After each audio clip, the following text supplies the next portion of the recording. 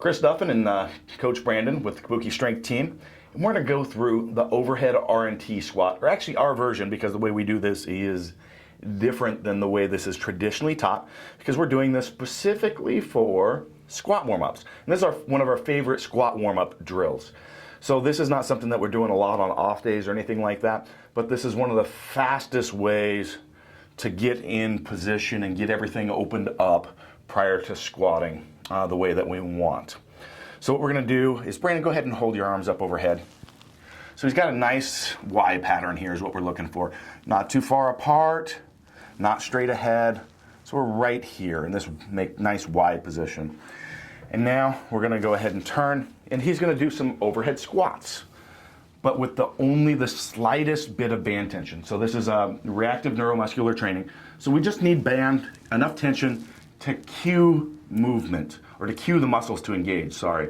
So as he pulls up here, those bands are pulling him forward, which is cueing these muscles to fire, okay? So now he's in this position. I'm gonna say, pull back more.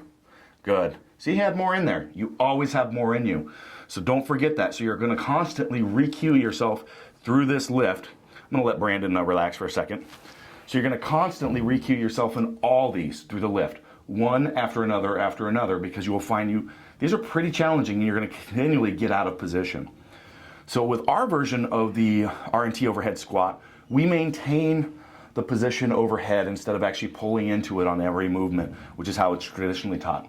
Because we're working towards that position where we're holding it the entire time while we're squatting.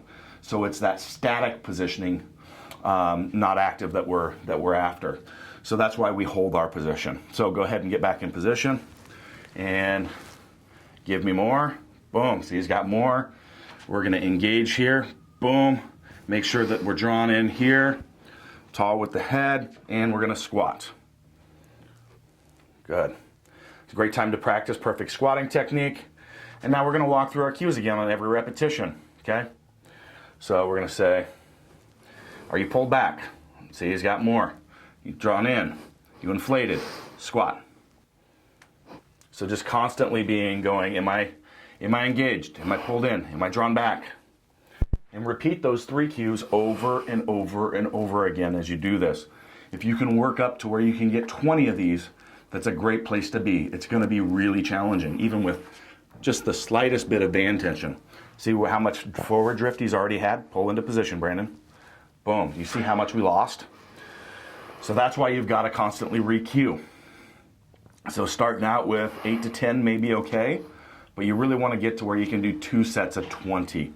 All right, pull back into position again. Boom, let's do a couple reps. Boom. Make sure your arms stay locked out. There we go. Pull back, inflate. Keep drawn in. Pull back. Good. All right, that's good, Brandon. It's pretty challenging, isn't it? It's very challenging.